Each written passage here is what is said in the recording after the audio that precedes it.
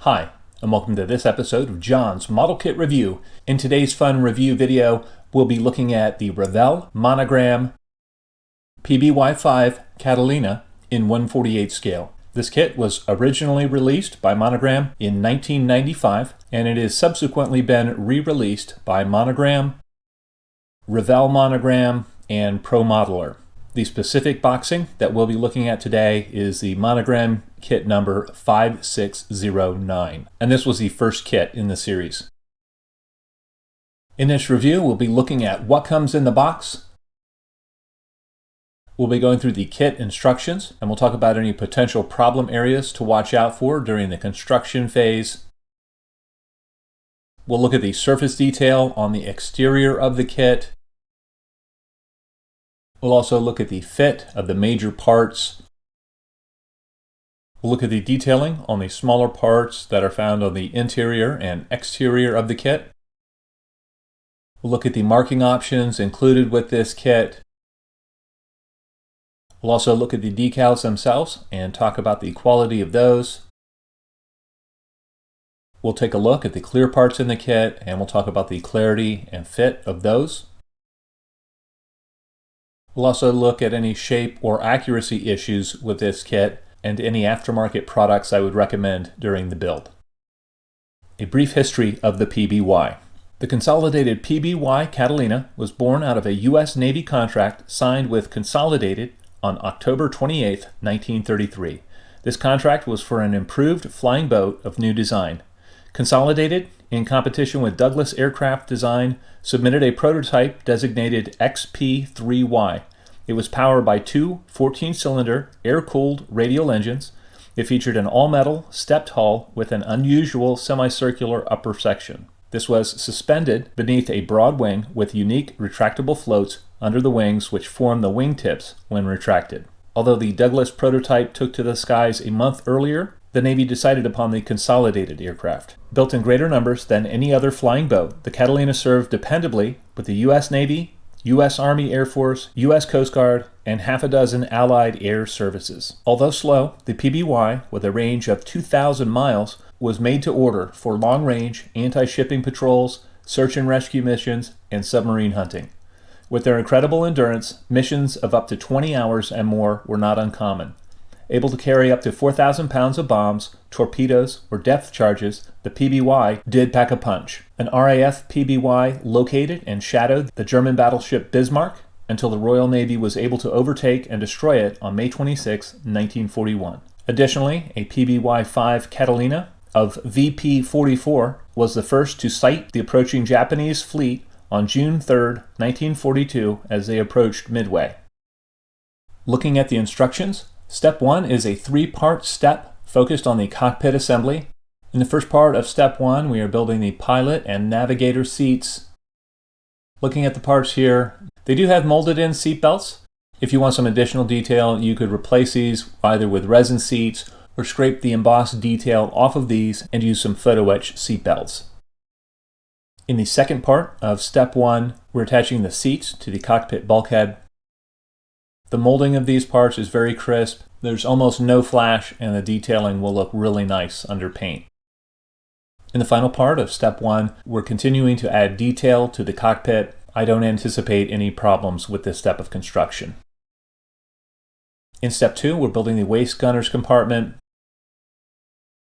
Again, these parts are crisply molded. There's almost no flash on these, and they should assemble very well.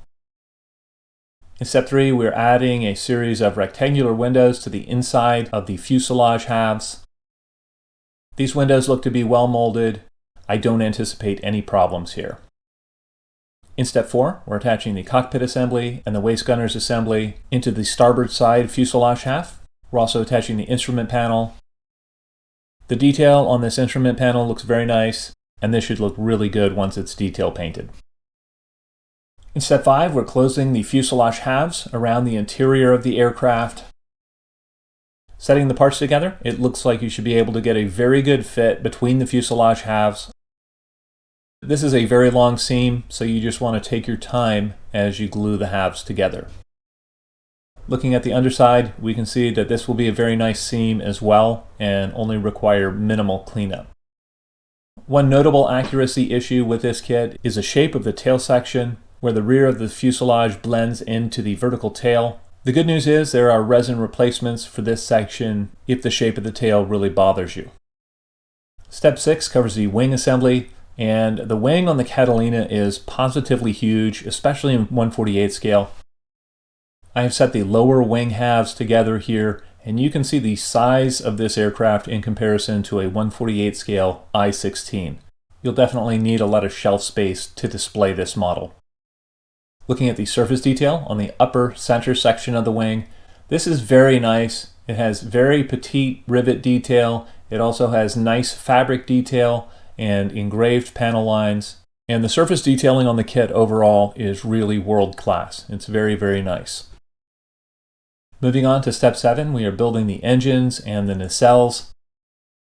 The engines themselves are single piece units. However, they're nicely detailed, and with some detail painting, these should look good through the cowlings. If you want more detail, you can certainly replace these. Looking at the cowlings themselves, you can see on the right cowling in this picture, there is a little bit of flash around the interior edge, but that should clean up very easily. In step 8, we're building the wingtip float assemblies. Once again, the detailing on these is excellent. I anticipate a precise fit when you build these, and they should look great once completed. In step 9, we're attaching the wing to the fuselage. We're also building the horizontal tailplanes and attaching those to the fuselage. The tailplanes fit together nicely, and you should also be able to get a filler-free seam where these join the vertical tail. In step 10, we're building the beaching gear. Looking at the kit parts, the main beaching gear legs look to be nicely detailed. I'm a little surprised at the lack of detail on the wheels. There's not much of a demarcation line between the wheel hub and the tire itself. These will require some careful detail painting, and because of the heft of the model, you may want to replace the main beaching gear legs with some white metal parts. In step 11, we're adding the majority of the clear parts to the kit. These honestly look very nice. They have good clarity and they have well-defined framing. I would highly suggest buying a masking set for these windows, simply because it would take a lot of time to do this by hand. In step 12, we're adding the props and some other small details to the upper side of the wing. The props on the kit look to be very well molded. In the second part of step 12, we're adding the final detail bits to the underside of the wing. The underwing antennas look to be very nicely molded, as do the depth charges that are included in the kit.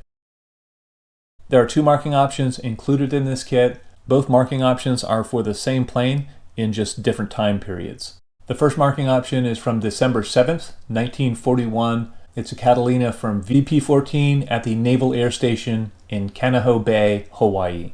The second marking option is for the same plane, but it shows the markings that were carried from January of 1942 to May 15th of 1942. There's a nice diagram for the stencils on the upper side of the kit, as well as the lower side of the kit. And this page shows the difference in markings between the 2 options. Looking at the decals themselves, the backing on these has yellowed, but the decals themselves still look to be usable. I've had very good success with Monogram decals over the years, and I don't really anticipate any problems with these. In conclusion, I think Monogram really knocked it out of the park with this kit. I love the way they've included such nice detail with so few parts. This kit, for the huge size of it, is not overly parts heavy. The surface detailing on it is top notch. The fit on every part that I tested was excellent. The clear parts seem to be of very nice quality. The decals look good.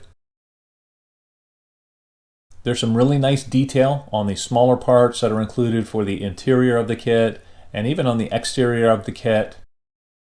If you take your time with this kit and dry fit the parts, I think you'll be able to build an almost filler-free aircraft, which is shocking for a kit of this size. And the only accuracy issue I'm aware of is the shape of the tail as it goes from the fuselage to the vertical tail. The Catalina has been one of my favorite aircraft since I built the 1/72nd scale version when I was a kid, and I can't wait to have this kit completed and on my model shelf. Well, I'd love to know what you guys think. If any of you out there have built the Monogram PBY-5 Catalina, please feel free to comment in the comment section below. As always, I hope you found this video entertaining and informative, and until next time, model on.